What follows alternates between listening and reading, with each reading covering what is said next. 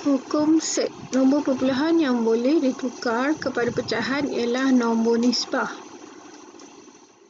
Ni perpuluhan jadi pecahan. Nombor perpuluhan tidak boleh ditukar kepada pecahan ialah nombor tak nisbah. So kalau dia tak boleh ditukar, nama dia nombor tak nisbah.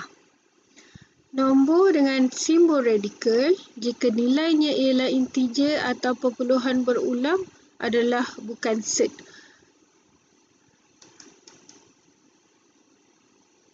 Nombor dengan simbol radikal jika nilainya ialah integer atau perpuluhan berulang adalah bukan set. Dia perpuluhan berulang, dia adalah bukan set. Okey, so kita tengok contoh kat sini. So punca kuasa 3, nombor perpuluhan dia ini. So dia adalah set sebab dia punya nombor perpuluhan dia tidak berulang. Sini dia 0.5, dia bukan set. Sebab dia boleh ditukar menjadi nombor pecahan. Okey, kat sini dia adalah set. Kenapa dia adalah set? Dia ditukar kepada perpuluhan dan dia tidak berulang. Manakala yang bawah ni dia bukan set. Kenapa bukan set? Sebab dia adalah suatu nombor integer. Okey, yang di bawah ni adalah set. Kenapa set? Dia adalah ditukarkan menjadi nombor perpuluhan dan dia tidak berulang.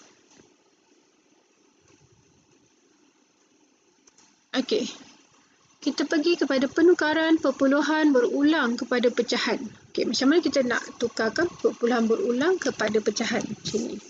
Soalan A ni kita ada 0.676767. So kalau kita tengok dia punya berulang dia adalah kat sini kan. So untuk kita hilangkan dia punya pengulangan dia, kita kena darab dengan 100. So kita anggap A sebagai 0.6767. So ini adalah persamaan yang pertama. Persamaan yang kedua adalah kita tengok ini perlu didarabkan 100 untuk kita menghilangkan dia punya pengulangan yang pertama. So kita darab dengan 100, kita akan dapat 67A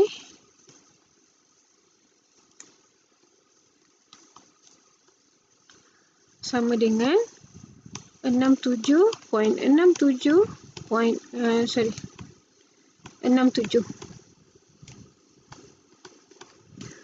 Okey, darab 100 ni dekat persamaan yang pertama ya. Persamaan pertama 100 darab A dapat 100A. Ya Allah, kenapa 67 kat sini? 100A, kita dapat 100A. Okey, kemudian kita tolakkan persamaan yang kedua, tolak persamaan yang pertama, dia akan dapat 99A. Okey, 67 tolak kosong dapat 67. 67 tolak 67, 67 tolak 67, 67 tolak 67 dan akhirnya 67 sahaja. So jawapan A adalah 67/99. Okey, kita dah tukarkan perpuluhan berulang kepada pecahan. Okey, soalan yang B. Soalan B, kita ada 12.645. 645. So dia berulang kat sini lah kan. So bila dia ulang kat situ, kita kena tolak dulu dengan 12 untuk kita dapat pengulangan sahaja. So pengulangan dia sahaja adalah 0.645. So 12 ni kita ketepikan dahulu. So ini adalah persamaan yang pertama, dan persamaan yang kedua kita kena darab dengan 1000 untuk menghilangkan dia punya pengulangan yang pertama. So jadi kita dapat 1000 A sama dengan 645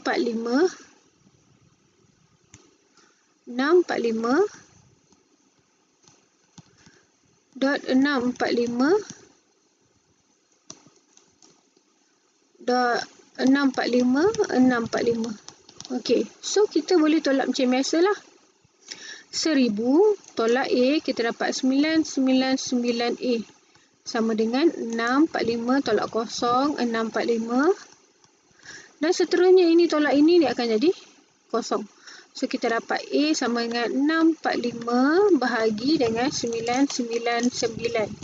Okay, dan kita boleh kecilkan 645 per 999 tu menjadi A sama dengan 215 per 333. Tadi yang asal ni kita tolak dengan 12 kan? So, kita kena campurlah dengan 12. So, nilai yang sebenar kepada pecahan berulang adalah pecahan dia adalah sama dengan 215 per 333 tambah dengan 12. So, kita dapat 12 215 per 333. Okey, kita pergi kepada hukum set. Okey, yang pertama sekiranya A lebih besar daripada kosong dan B lebih besar daripada kosong. Bila A darab dengan B, dia akan boleh didarabkan nombor sahaja. So, maksudnya macam contoh A ni. So, A ni, contoh A itu adalah punca kuasa 2 darab punca kuasa 7. So, kita boleh gabungkan punca kuasa 2 darab 7. Itu maksud dia. Dapatlah 14. Sama juga B. Kalau B, dia kata kalau dia bahagi, dia akan boleh digabungkan pembahagian itu. So, kita pergi kat soalan B. Contohnya, kita ada punca kuasa 24 bahagi punca kuasa 8. Kita akan dapat punca kuasa 24 bahagi 8. Dia boleh digabungkan. Dan punca kuasa 3. Itu adalah jawapan dia. Okey, kemudian kita pergi tengok dekat hukum set yang seterusnya. Dia kata kalau punca kuasa A darab dengan punca kuasa A, kita akan dapat A. Kenapa? So, dia macam ni lah. Punca kuasa A darab punca kuasa A, kita akan dapat punca kuasa A darab A. So, kita akan dapat punca kuasa A kuasa 2. So, kuasa 2, punca kuasa kita akan dapat A sahaja. Sebab tu jawapan dia A. Yang ni adalah hukum macam hukum yang sebelah ni. Ini pun macam hukum sebelah. Okey, yang kat bawah ni, cikgu kembangkan dia punya hukum. So, kita ada A tambah punca kuasa B. A tolak punca kuasa B. Okey, so A darab A, kita akan dapat A kuasa 2. A darab negatif punca kuasa B, kita akan dapat negatif A punca kuasa B. Punca kuasa B darab dengan A, kita akan dapat tambah A punca kuasa B. Dan punca kuasa B darab punca kuasa B, kita akan dapat tolak B. So, A kuasa 2 ini tolak tambah hapus. So, kita akan dapat A kuasa 2 tolak B. Itu dia punya hukum lah. So, kita akan dapat A kuasa 2 tolak B. Okey, kita selesaikan soalan C. Soalan C, punca kuasa 3A darab punca kuasa 5A. So, disebabkan dia darab, kita boleh gabungkan dia. So, punca kuasa 3A darab 5A, kita akan dapat punca kuasa 15A kuasa 2. Tapi, A kuasa 2, kita dah tahu kalau A kuasa 2 punca kuasa, dia akan hapuskan punca kuasa. So, dia akan dapat A. Disebabkan 15 tu tak boleh dihapuskan, jadi dia masih ada punca kuasa lah. Ataupun jalan jauh dia macam ni lah. Punca kuasa 15 darab kita asingkan dia. So, baru nampak ini dapat A. So, punca kuasa 15 tu memang punca kuasa 15 lah. Okay, seterusnya soalan D. Soalan D, punca kuasa 21A bahagi dengan punca kuasa 7A. So, kita gabungkan 21A bahagi 7A. So, A boleh hapus. 21 bahagi 7 dapat punca kuasa 3. Seterusnya kita pergi mempermudahkan ungkapan yang melibatkan set. Okey. So, dia kata tuliskan punca kuasa 18 dalam bentuk A punca kuasa B. So, kita buat boleh tu. Kita boleh ubah punca kuasa 18 tu menjadi punca kuasa 18 sama dengan 9 darab 2, betul? So, kita pecahkan 9 darab punca kuasa 2. So, punca kuasa 9 adalah 3 punca kuasa 2. Itu saja kita dapat.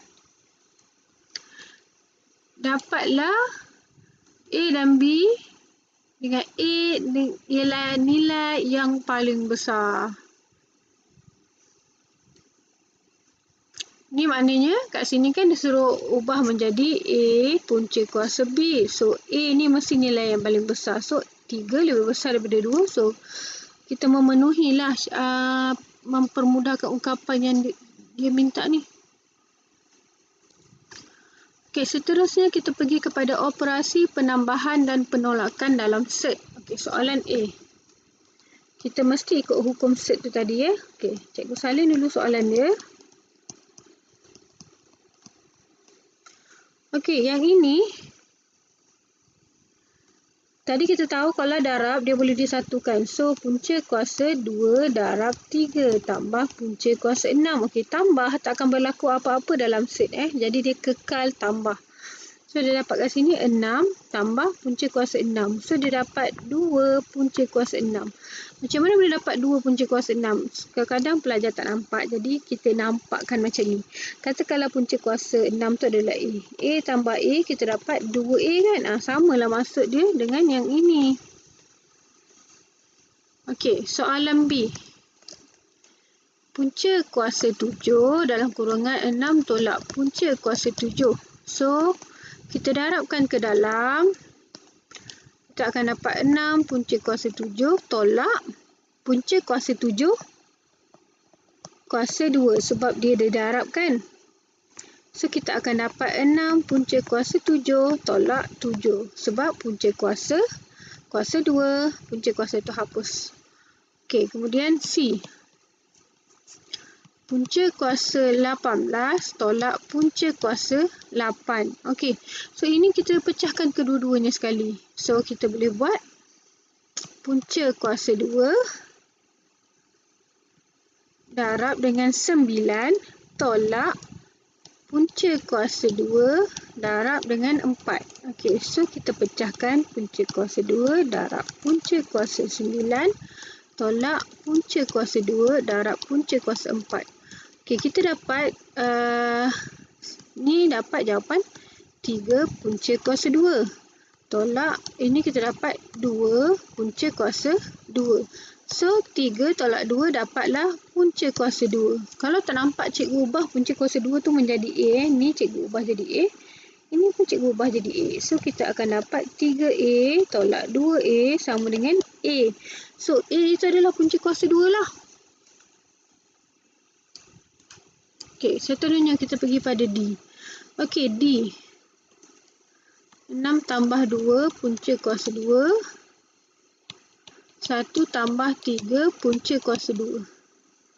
6 darab 1. 6 darab punca kuasa ni dapat tambah 18 punca kuasa 2. Ini darab ini kita dapat tambah 2 punca kuasa 2. Ni darab ini, nombor darab nombor, set darab set. Jadi 2 darab 3. 6 punca kuasa 2 darab punca kuasa 2. 2. So kita akan dapat 6 tambah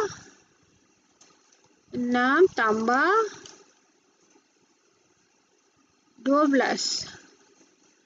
18 tambah 2 tambah 20 punca kuasa 2. So, dapat jawapan 18 tambah 20 punca kuasa 2.